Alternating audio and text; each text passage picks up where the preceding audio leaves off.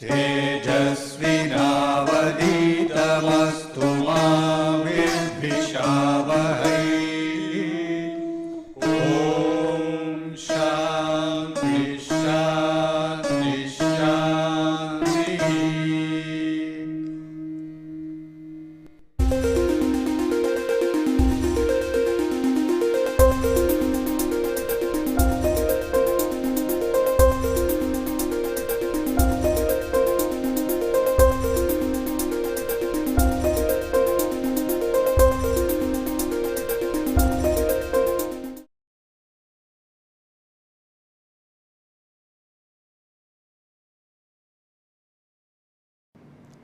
Good morning.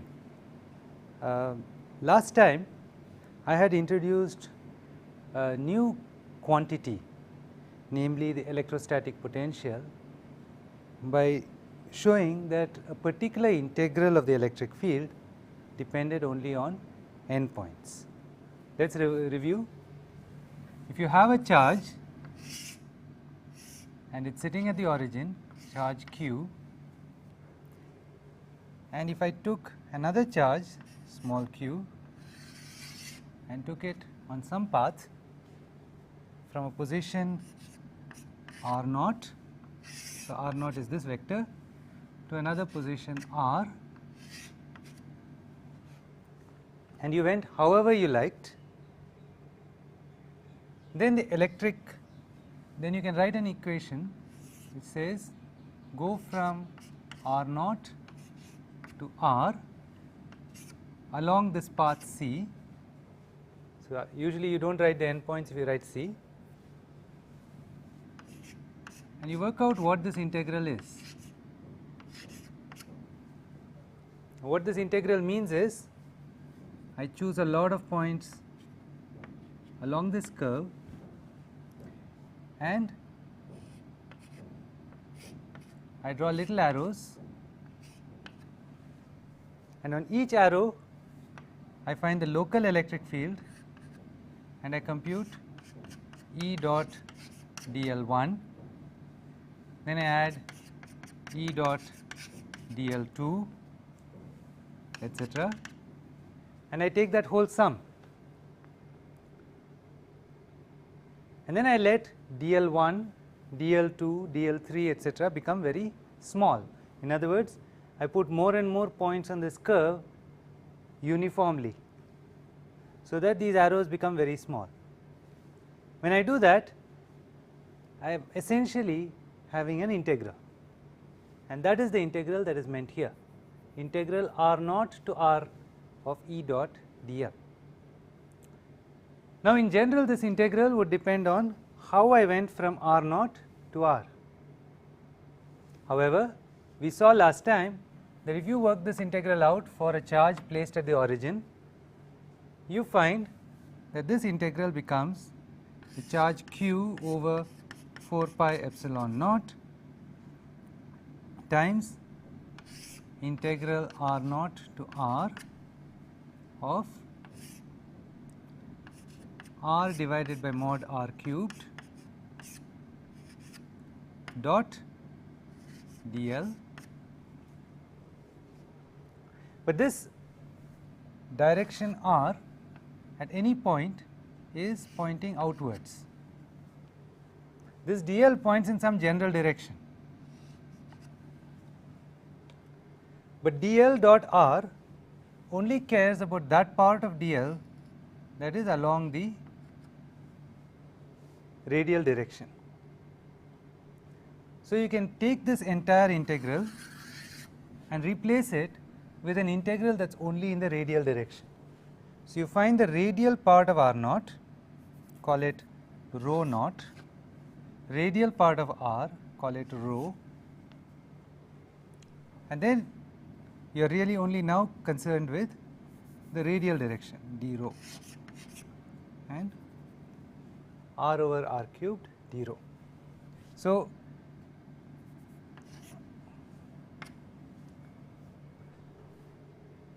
this becomes a scalar integral, and when you work it out, you find that this is nothing but integral rho naught to rho d rho over rho squared, which is equal to minus 1 over rho between the limits,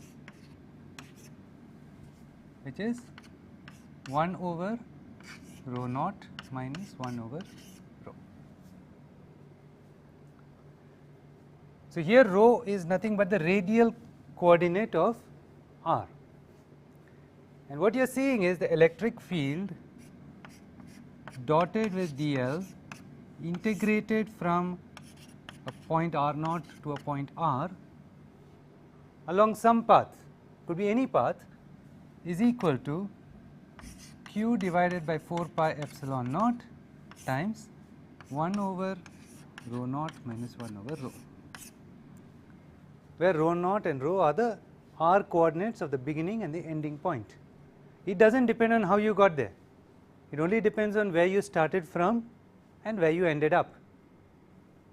I could have gone this way, or I could have gone this way, or I could have gone this way, it does not matter. All that matters is the beginning and the final value of the radial coordinate. When this is the situation, then we can call this a function of the final point alone, and is called the electrostatic potential, which is a function of position. In fact, in this case it is a function only of the radial component of that position. Okay. So, this is what we call the electrostatic potential, but we have derived it only for a charge kept at the origin. Supposing the charge was not at origin, supposing it was somewhere else, supposing my charge is sitting here. So, the distance from the origin to the charge is a distance I will call r prime. It is very standard in electromagnetics that when I use a symbol r, I mean observer, and when I use a symbol r prime, I mean source. So, this q is generating the electric field, it is the source of the electric field, so I use r prime. Now, I have got some curve going from r naught to r. This equation will not work, because this equation assumes the charge was at origin. However, what is this origin? The universe does not really have knowledge of an origin. Universe does not say this lab is the center of the universe, it does not say the center of the Milky Way is the center of the universe. If we put origin here, it is in our minds, universe does not define it. So, we might as well put an origin at the charge.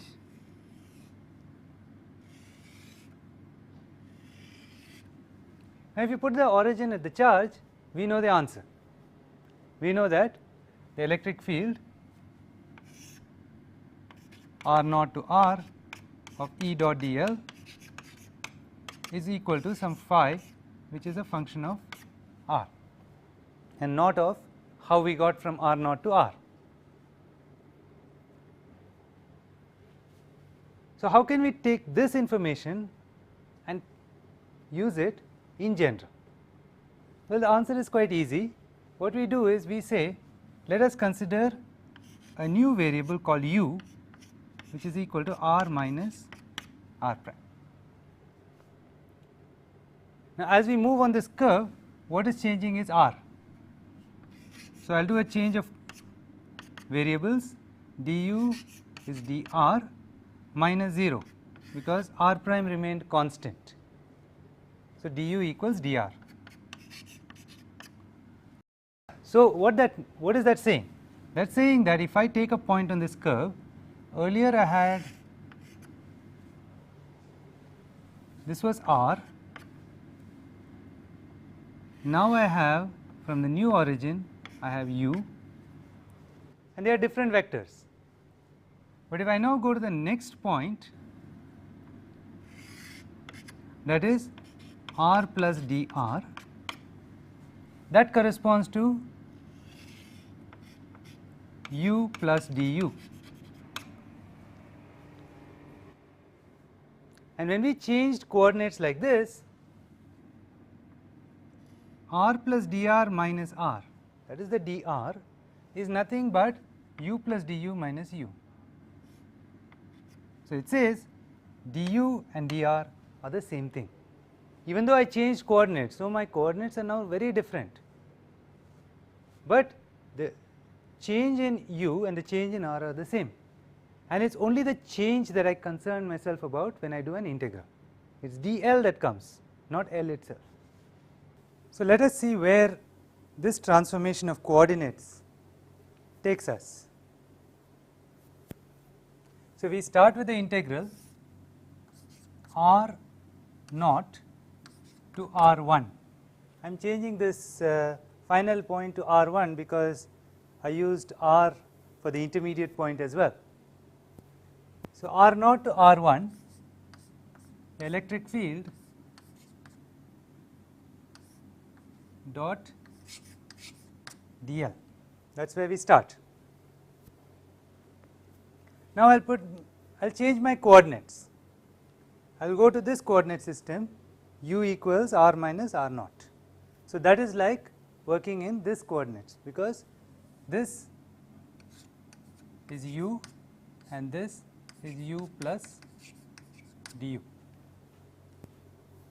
So, when I do that, the integral becomes u naught to u1, the electric field as a function of u dot du. And I already know that du and dl are the same thing. So, that is why I am able to write this.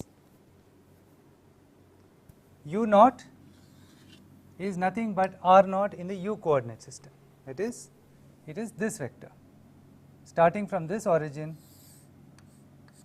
to r naught, and u1 is this vector starting from the new origin to r1. But in this new coordinate system, my charge q is sitting at the origin, which means I know how to write down the electric field. I can write it down. It is integral u naught to u1 q over 4 pi epsilon naught u over u cubed dot du. So, this is the electric field in the u coordinate system dot du along the curve. But this is the problem we have already done. We have already done the problem of integral of E dot dl when the charge is at the origin,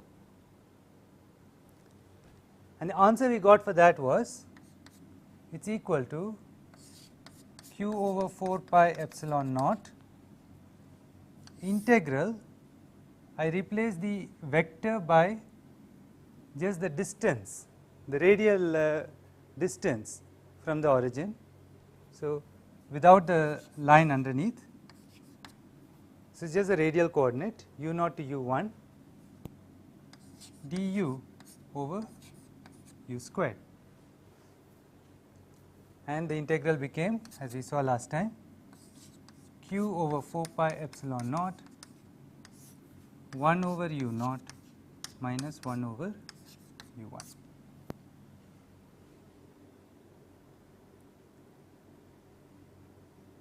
But what is u naught?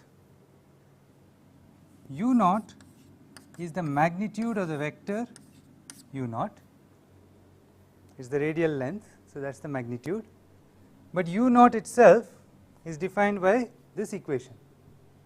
So, it is equal to magnitude r minus r naught. Similarly, u1 is equal to magnitude r minus r1. Sorry, I think I made a mistake there. It is equal to r naught minus this is r minus r prime, r naught minus r prime, and this is r1 minus r prime. So I substitute these in here, and what I get is q over 4 pi epsilon naught 1 over magnitude r naught minus r prime minus 1 over magnitude r1 minus r prime. So once again, even though the charge is not at the origin, this integral turned out to be a function only of the initial position, the final position, and of course where the charge is. It did not depend on how we went from r naught to r1. That got taken care of by evaluation of this integral, and the integral depended only on where we started and where we ended. It did not depend on the root. Now usually we take this initial point such that it does not contribute at all. For instance, in 3D we will choose this to be infinity, in which case we get integral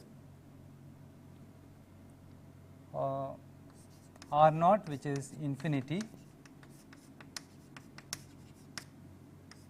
to r1. Now I am going to just call it r. E dot dl is equal to minus q over 4 pi epsilon naught 1 over r minus r prime. What this means is that we can again define a function, a scalar function, which is derived from the electric field. So we will define potential phi of r, which is equal to minus integral infinity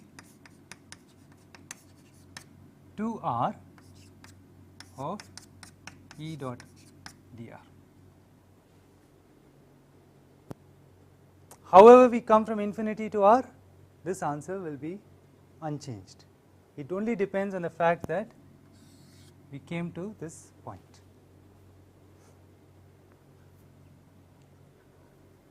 So this is a generalization. It means that regardless of where the charge is, whether it was at the origin or not at the origin, my potential function is the same. And now I have one more generalization. I can put many charges, q1, q2, q3, qn, and I can use this same technique, and I can say integral from infinity, this is the symbol for infinity, an h that is turned horizontal, to r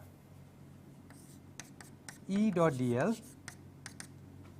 This electric field is due to all these charges. So I can write this as infinity to r summation over say k equals 1 to infinity 1 to n q sub k over 4 pi epsilon naught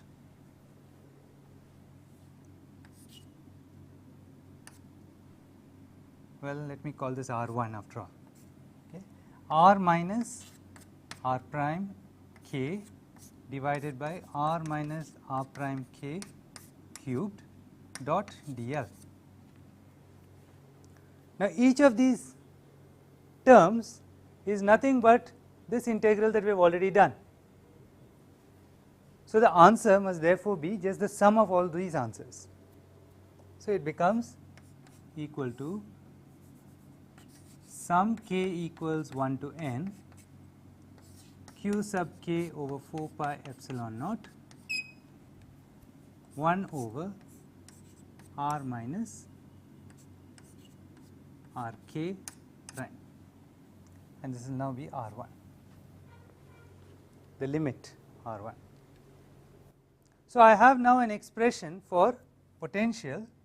This is actually the negative of this is what I want. So minus minus minus that became minus, so this is plus, phi of R1 is equal to.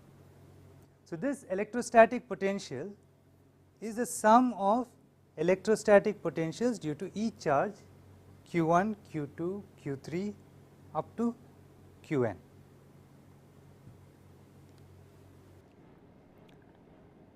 Now, this potential is completely fictitious. At least as far as the electric field is concerned, we know there is a force. Therefore, we can say we believe there is a force per unit coulomb. But as far as the electric potential is concerned, there is no way of measuring the electric potential. However, it is an extremely useful idea, because you see the electric field has three quantities in it.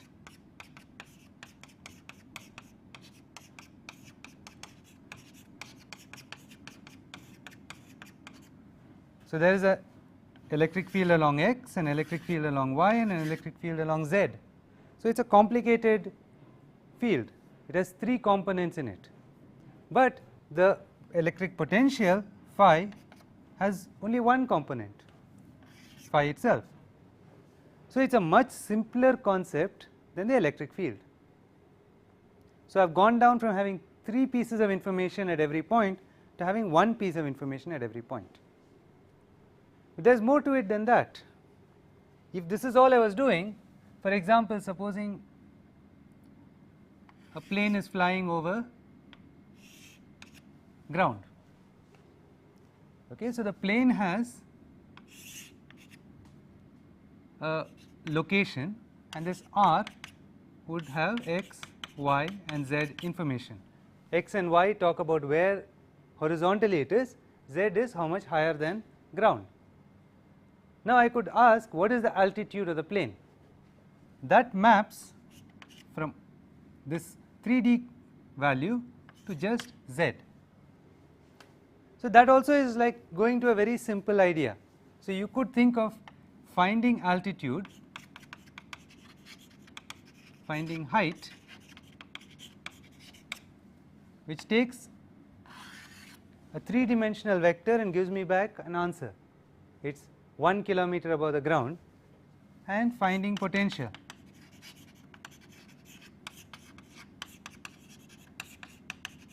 I go from electric field, which is Ex, Ey, Ez, to a single value phi. So, it looks like I am doing the same sort of thing, but there is something very surprising. If I told you the height of the plane, you could not tell me where the plane is. You can only tell me the height of the plane. You can't tell me that it is 100 kilometers east of Madras. But if you are trying to, if you give me the electric potential, it so turns out I can tell you what all these three components are. It is the information that is inside phi is enough to reconstruct the entire electric vector. This is an extremely unusual thing. In fact, what it means is that the electric field is a very simple field. It is not really a vector field at all, that in some sense it is so simple, its entire information is captured in a scalar field. Now, let us show this. Supposing we have found potential. So, we know that for a point source, phi is equal to q over 4 pi epsilon 0 1 over magnitude r minus r prime. This is what the potential is. Potential itself is a function of r, and the point source q is at a point r prime. All right. Now, I want to go from knowing this potential to knowing this field, and I am claiming that unlike in the case where I am giving the height and asked to find the plane, and I can't do it, in the case where I am given the electric potential, I can find the entire electric field. Let us see how we do it.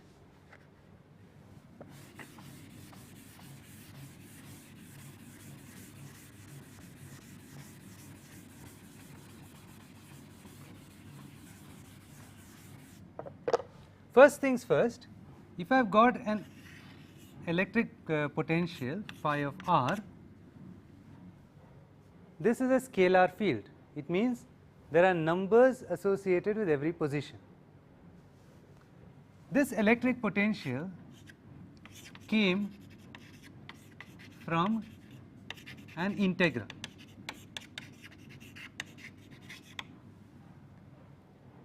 Now, I am sure you know that when we integrate things, we get smooth functions. In other words, integral of any function is continuous. So, what it means is phi is smooth.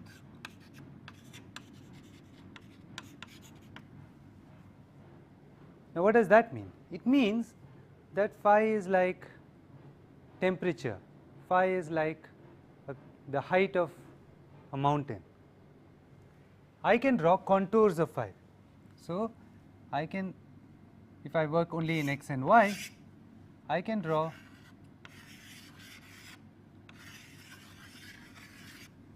contours. This is x, this is y, and I say that phi is 4 volts, 5 volts, 6 volts, and so on and so forth.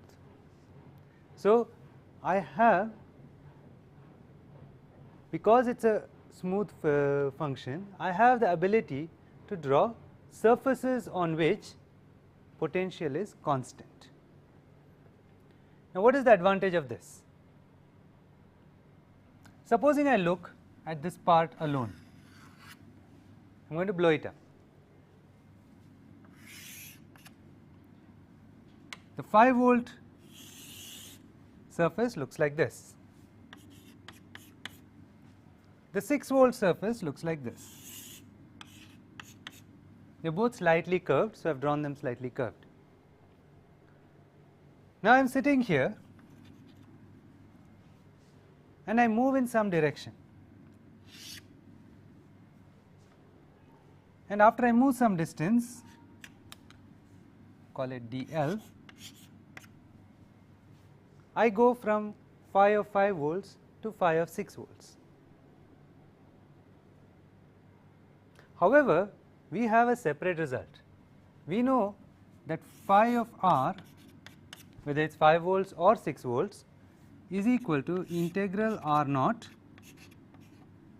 to r of electric field dot dl. And it says it does not care how you got there. If you start at r naught and reach r, however you reach it, it is phi of r. So, now let us see how that works. Let us say that my point r naught is here. To calculate phi at this point and find that it is 5 volts, I have done an integral and come here. To find that phi at this point is 6 volts, I did another integral and came there and said the difference in potential is 1 volt. But this curve C1 and this curve C2 are completely arbitrary. I can choose any curve I like for C1 and C2. So, specifically when I choose C2, I do not choose this one. I am going to choose a curve that looks like this. I am going to retrace C1 itself, go along C1, come to 5 volts, and then I will move along dl itself and reach there. So, what does that mean? It means I did integral E dot dl in order to do this integral. I am going to do it as integral from r naught to r to this point E dot dl plus this piece. E of r dot dr. What have I done? I can calculate this potential any way I like. I can go on any curve I like, but I chose to go to that curve which touches r before it goes to r plus dr. This part of the curve is this, and this additional part is this. And you know that if you have an integral a to b of some f of x dx, you can always write a to c f of x dx plus integral c to b f of x dx. So that is what I have done. I have broken it up into two pieces. The second piece is very simple, it is just E dot dl. But this first piece I know the answer already. This first piece is nothing but phi at r. I am sorry, here this should be phi of r plus dl. So I have an expression which says phi at this point r plus dl is an integral r naught to r plus dl of E dot dl, that is by definition. I have broken it into two parts, one part which goes to r and E dot dl, and this part is nothing but phi of r itself. So if we write it out now,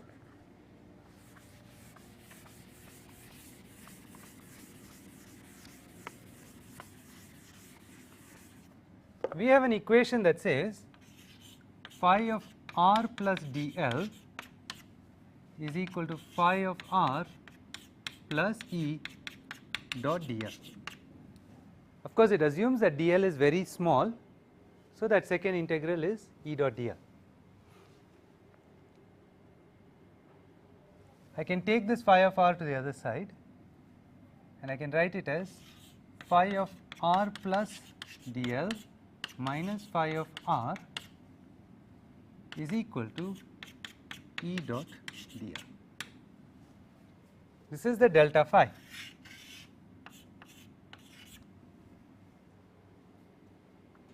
Now if we divided both sides by dl, then in a certain sense we get E. I mean, you look at this equation, it is sort of saying, I am going to put this within quotes, d phi dl is equal to minus E. Well, there is a minus sign coming somewhere, the whole thing has minus, right. So phi is minus of this, so there is a minus sign, so it is minus E. Okay. Except we do not know how to define this quantity. We do not know how to say derivative of a function with respect to a vector. It is a very funny kind of derivative. We understand things like df dx, df dy, but what does it mean to say df dl?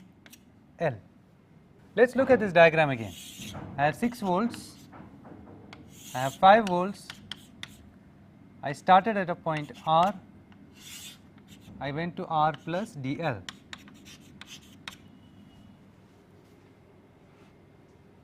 And I am saying that this delta phi is equal to the electric field at r dot dl. Now there is another way of calculating delta phi. Supposing these were straight lines, okay, and they are for very small distances, they are straight lines. So if they are straight lines, you can draw this diagram as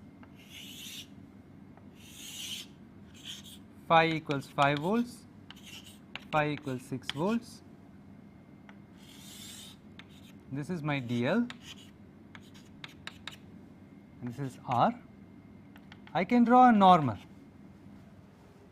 between these two planes and I can take the angle between them, that is theta. If this distance is d, then it is clearly true that d is equal to dl cos theta, because this is the diagonal, this is the base. So, d over the diagonal is cos theta. So, d is equal to dl cos theta. So, in a certain sense, when I look at delta phi, I am saying move along any direction you like till you go a distance along the base which is equal to d, because if I went at a different theta,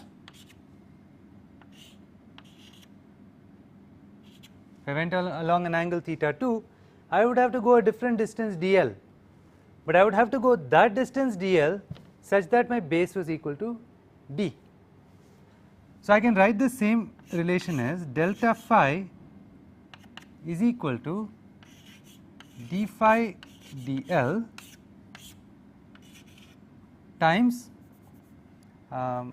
d phi dn times dl cos theta, meaning go in this direction, this is the n direction, go in this direction, how far? You go in this direction, this length cos theta, you would have gone therefore a distance d. The answer is you would have gone a distance, so you changed phi by delta phi. Now, if you look at these two, this equation, you have one magnitude, you have a second magnitude, and you have cos theta, and we know a vector operation that introduces cos theta. We can call this d phi dn along the normal direction dot dl.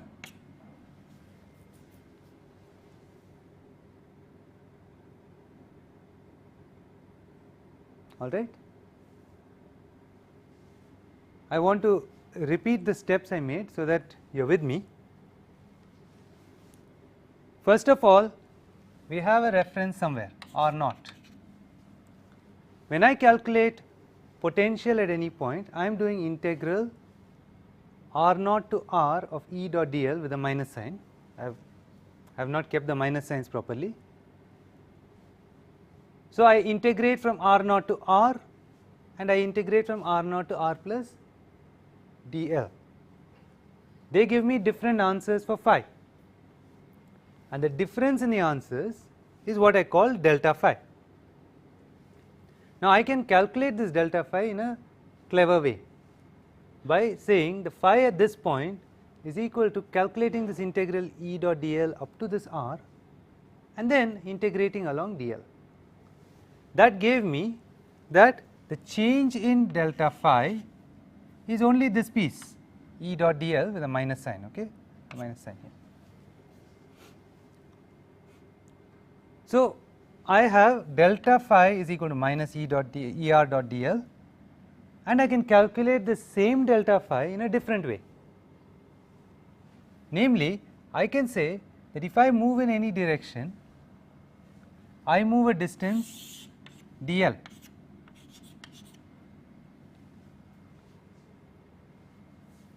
It is equivalent as far as the change in phi is concerned with moving in the normal direction a distance dl cos theta. That is, the normal distance I move is the sloping distance I move times cos theta. The change in potential is nothing but the change in potential as I move in this shortest direction times this projected distance, which can be written as a vector operation. That is, I am constructing a special vector, a vector whose direction is the direction of the normal, whose magnitude is the derivative along this direction. Now, look at these two equations, both are equal to the same thing. So, I can write minus E dot dl is equal to d phi dn n hat dot dl.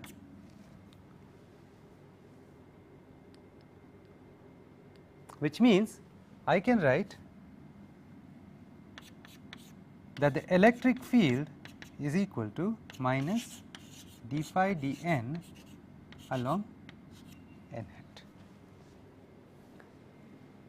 Now, the textbook gives the algebra, so you do not have to really understand the algebra that much, but what is important here is that from the electric field I did an integral, I got a scalar quantity. I can do that for many fields. As I told you, if you tell me the location of a plane, I can tell you its height. That is like extracting a scalar field out of a vector field. But given the height, I cannot locate the plane. Given the height, I only have the height. I do not have the x and y coordinates. But this is a case where given the scalar field phi, I have now gone back and found the vector field E. So, it says the electric field is particularly simple. It is so simple that given the electric potential, I can calculate back the electric field. This is one of the reasons why the electric potential is so useful, because by working with a single scalar quantity, I have found out a vector quantity. By studying a function of with one component, I have actually solved for 3 components, and therefore there is a great saving in labor. The best way of showing that it is a useful idea is to work out a problem. Couple of lectures ago, I derived what the dipole field, the field due to a dipole is. I did that because I wanted to show that the Coulomb field does not fall fast enough. If you remember, I was looking at the problem that the Coulomb field was 10 to the 36 times, 36 orders of magnitude times stronger than the gravitational field.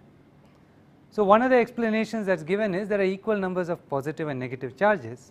So, I said let us assume these charges are separated by a distance of 1 angstrom, and let us work out what the field would be. And at that time I used Coulomb's law and calculated the field. Let us do the same thing with the electrostatic potential. So, I have a charge capital Q, I have another charge minus Q, this is the z direction,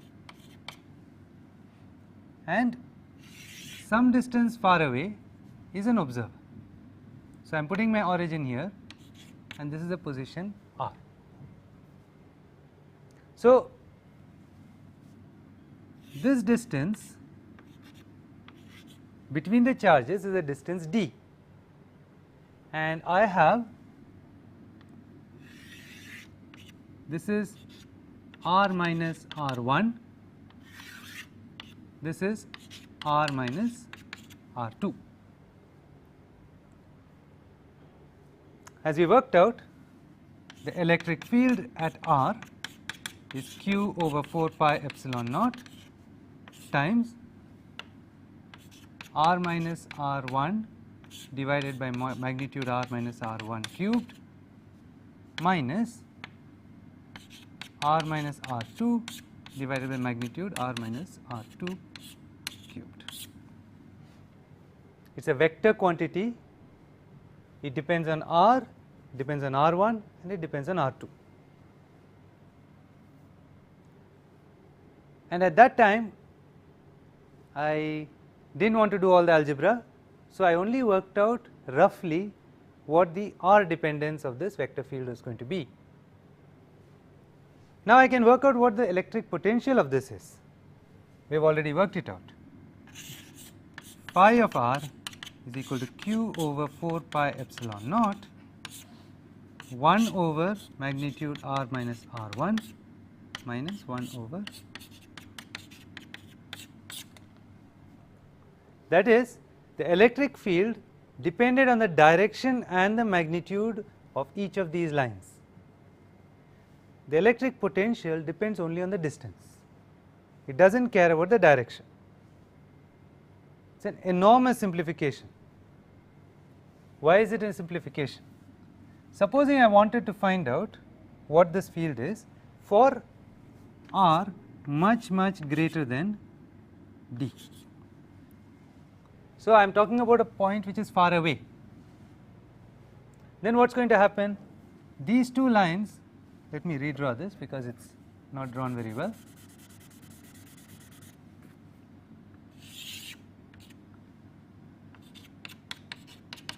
These two lines are nearly parallel. By that I mean this angle delta theta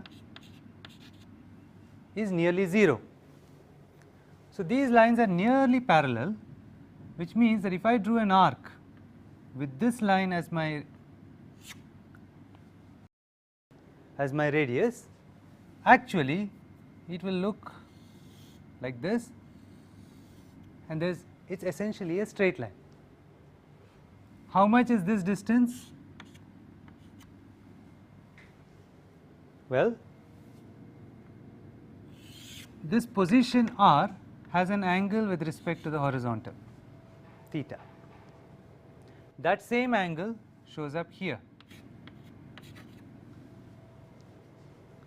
And so this distance becomes d sin theta.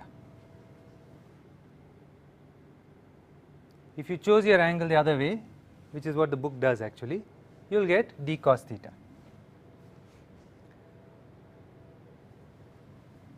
So now let us see if we can work out what phi should be. I am going to take common denominator. So phi of r equals q over 4 pi epsilon naught times mod r minus r2 minus mod r minus r1 divided by the product of the two, r minus r1, r minus r2. So it is the difference in distances between r and these two charges divided by the product of the distances. Now each of these distances is more or less equal to net distance r. So the denominator can be simplified. So what you get is phi of r is equal to q over 4 pi epsilon naught times the difference in distances we worked out is d sin theta divided by the denominator is nothing but r squared. It is an approximation. Two approximations are involved. One is that if I put a right angle line here, it is equivalent to saying it is a arc. This is a very good approximation. The second approximation is that the product of these two distances is approximately r square. So both of these are very good approximations for charges that are far away. Now why do I call this an advantage? I mean, I have calculated phi, but how does it help me? Well, now all I have to do is to go from phi to E.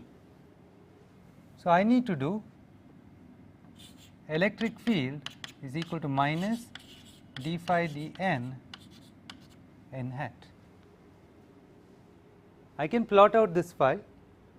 I can find the what are called equipotentials of phi, and if I navigate along the normals to those potentials, I get the electric field out of it. Now there is a standard mathematical machinery to carry out this action. Let us try and see how we can do it. If you look at what we did earlier, we said delta phi is equal to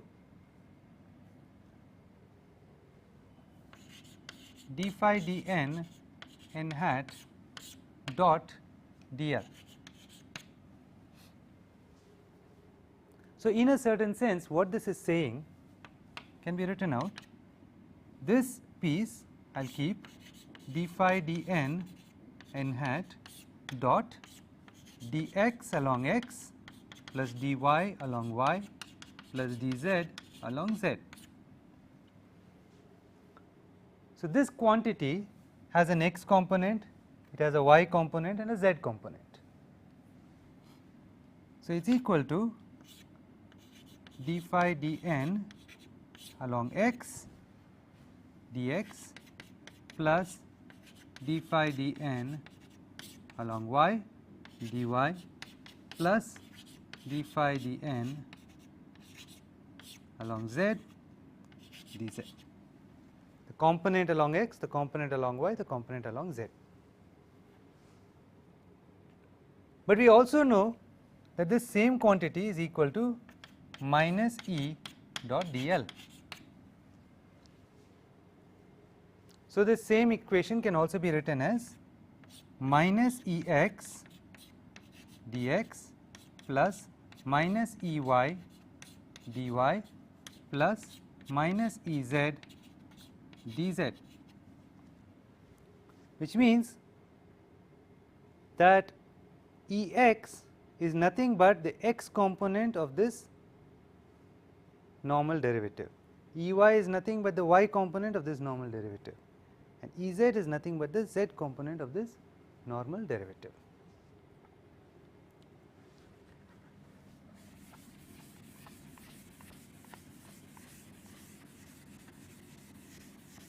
Now, if you know your partial derivatives, you know that if you have any function f of x, y, z, then you know that df is equal to del f del x dx plus del f del y dy plus del f del z dz. This is a standard result in mathematics.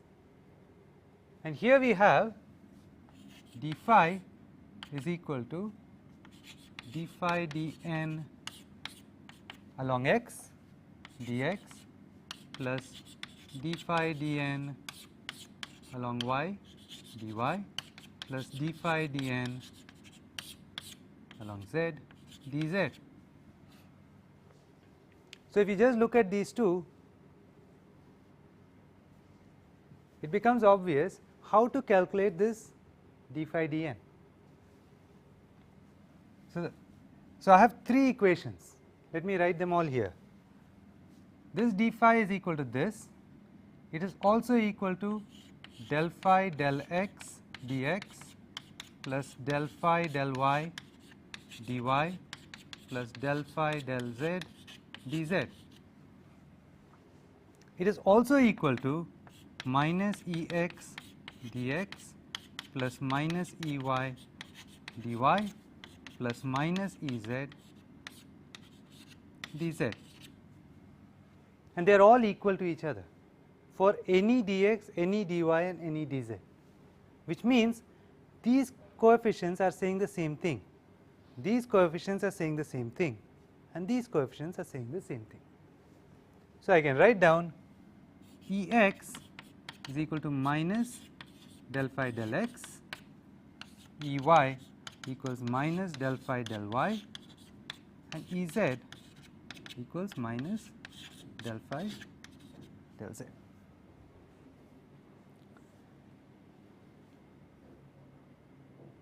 This procedure of extracting three values out of one function is given a name. It is called the gradient, and it is also given a symbol. So, we write the electric field is equal to minus inverted triangle phi, and when we write this, we mean this. We mean that the inverted triangle phi is a vector whose x component is del phi del x, whose y component is del phi del y, whose z component is del phi del z. So, minus of that puts in a minus sign for each of these. Now, this is in Cartesian coordinates.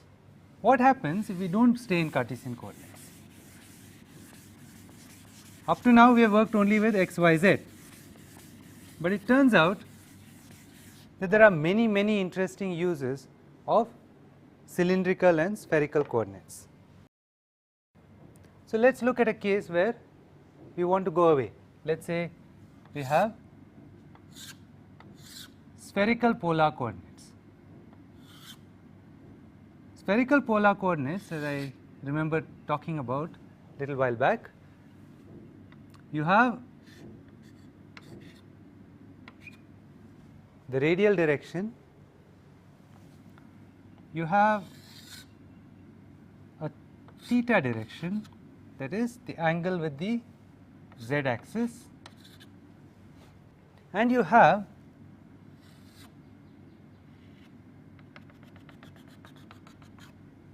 a cone that is traced out by this vector if you rotate it around the z axis.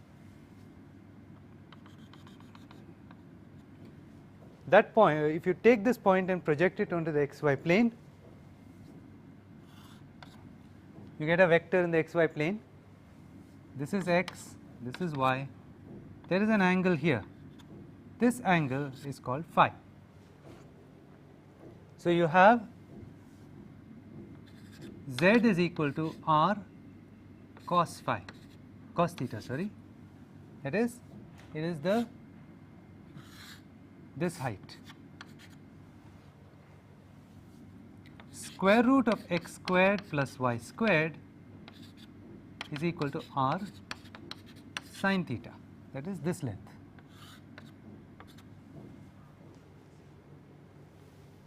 The x coordinate itself would become r sin theta times cos phi, because this length is r sin theta, and you have to multiply that r sin theta to get by cos phi to get the distance along x. Similarly, y is equal to r sin theta sin phi. This is an exceptionally useful coordinate system.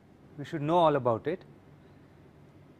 But in this particular case, what I am interested in finding out is, if I wrote the potential phi as a function of r, theta and phi, what can I get if I want to get the gradient? Well, the answer is that I want to know what delta phi is. Delta phi is del phi del r, delta r, plus del phi del theta, delta theta, plus del phi del, well, I should use a different symbol, delta phi. So, this is nothing but, if I have a function of 3 variables, the change in the function is given by this expression. But I also want to know what is dl. dl is delta r along the r direction plus r delta theta along the theta direction. So, along the r direction I just go, but along the theta direction, if I increase in theta by an amount delta theta, this distance is r delta theta, and then it is equal to r sin theta delta phi along the phi direction. I put a twiddle over the phi's to separate it out from the electric potential. Where did this r sin theta come from? Well, the projection onto the xy plane is r sin theta, and if I change phi, this distance is given by r sin theta delta phi. Now, if you look, I want to say delta phi is equal to minus E dot dl. So, I have to read off, this is the dl part, this is the delta phi. So, what are the components of E? So, minus Er is del phi del r, minus E theta is equal to 1 over r del phi del theta, and minus E phi is equal to 1 over r sin theta del phi del third angle. I will come back to this the next class, but this will allow us to calculate the electric field out of a dipole. Thank you.